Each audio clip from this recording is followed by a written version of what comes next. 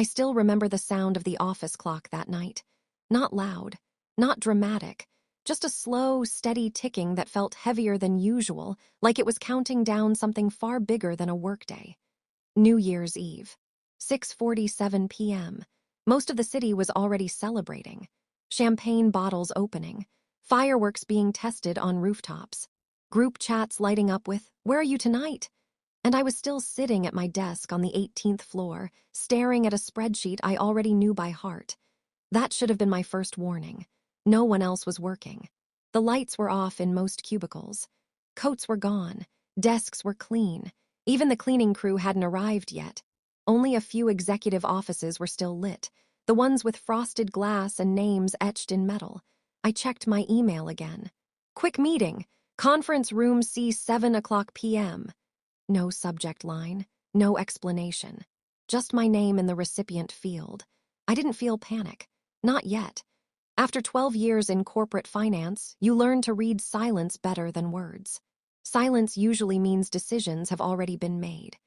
As I stood up, slipped on my blazer, and walked toward the conference rooms, I noticed something else that felt wrong. My system access light on the laptop dock blinked once, then went dark. I paused, tried to log back in. Access denied. That's when my stomach tightened. Conference room C was at the far end of the floor, the one usually reserved for sensitive conversations. Legal meetings. Quiet exits. No windows facing the city. When I pushed the door open, 3 people were already seated. Mark, Evelyn, and someone from HR whose name I'd never bothered to remember. No smiles. No small talk. No Happy New Year. Mark didn't even look up from the folder in front of him. "Thank you for coming in," he said. "We'll keep this brief." That sentence alone told me everything. Evelyn folded her hands, the same way she did during quarterly earnings calls when numbers didn't look good.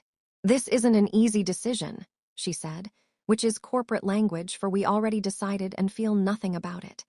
HR slid a single envelope across the table toward me. "Due to restructuring and strategic realignment," Mark continued, "your role has been eliminated effective immediately." I didn't open the envelope. I already knew what was inside. Severance details, NDA, a neutral reference clause, a polite erasure of everything I had built. What surprised me wasn't that they were firing me. It was when. New Year's Eve. No chance to talk to anyone. No chance to ask questions. No chance to defend myself. Clean, quiet, efficient. Evelyn finally looked at me. "Your access has been disabled. Security will escort you out after this meeting. You can collect your personal belongings next week." Security, I almost laughed. 12 years, countless late nights, deals I saved, risks I warned them about, and now I was a liability to be escorted. I stood up slowly. "Is this about the Meridian files?" I asked. For half a second, just half, a flicker crossed Mark's face. Gone instantly. "This decision is final," he said sharply. "I'd advise you not to speculate." That was my second warning. I nodded. Calm, quiet. "Understood." I signed nothing. I walked out with my head high, my bag light, and my phone buzzing nonstop with Happy New Year. Messages I didn't answer. In the elevator down, alone, I finally let myself breathe. They thought this was the end. They thought cutting me loose before midnight meant they were safe. They had no idea what I already knew. And they definitely had no idea what was about to surface before the year even ended.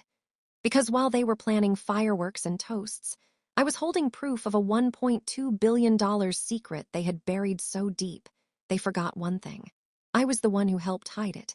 And at midnight, that secret was no longer going to stay quiet. I didn't go home after they fired me. That was the mistake they assumed I would make. Instead, I sat in my car in the underground garage, engine off, watching the clock on my dashboard tick closer to midnight. The city above me was getting louder by the minute. Sirens, laughter, distant fireworks. But down there, it was silent enough to think. And thinking was dangerous for them. 12 years earlier, when I first joined the firm, I was hired as a junior analyst. I wasn't flashy. I wasn't loud. I was the person who noticed patterns others ignored. Small inconsistencies. Numbers that technically balanced but felt wrong. That skill is what eventually pulled me into the Meridian project. Meridian was never supposed to exist on paper. Internally, it was described as a temporary liquidity bridge. Externally, it didn't exist at all. A series of shell accounts, offshore transfers, delayed disclosures, nothing illegal in isolation. But together, it was a $1.2 billion shadow operation designed to inflate performance and quietly shift risk onto clients who would never know until it was too late. I didn't create it, but I documented it. Every approval chain, every override, every email that said we'll clean this up next quarter. At first, I thought compliance would handle it, then legal, then internal audit. They never did. Instead, they moved me sideways, promoted me, gave me a better title and fewer questions. A classic containment strategy, keep the problem close and comfortable. Until last month. That's when Meridian stopped behaving.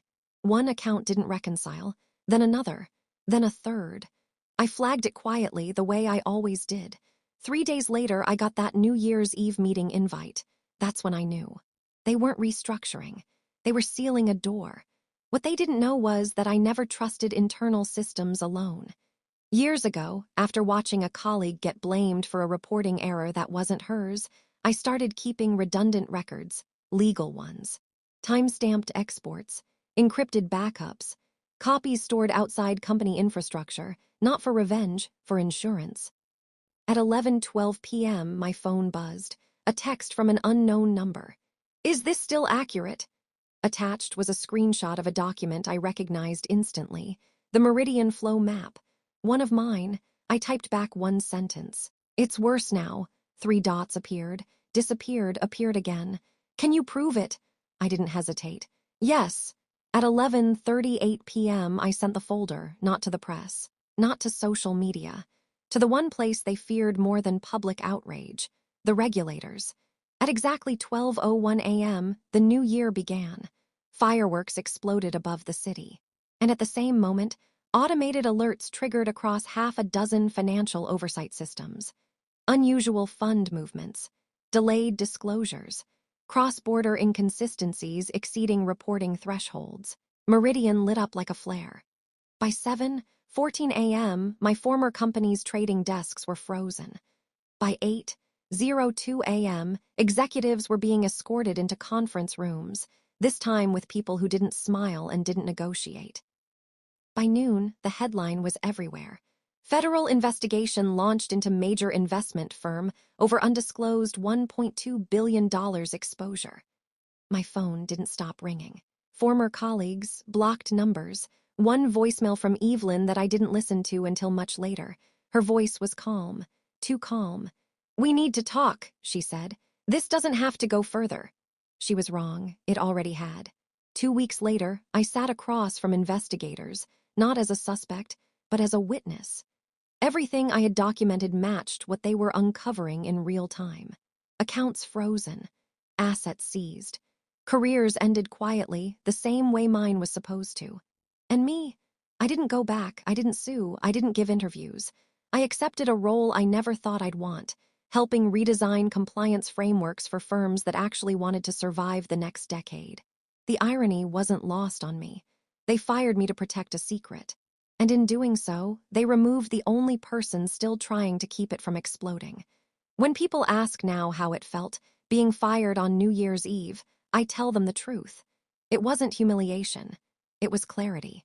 Because sometimes, when a door slams shut, it's not rejection. It's containment failing. And by midnight, everyone finally understood that I wasn't disposable. I was dangerous.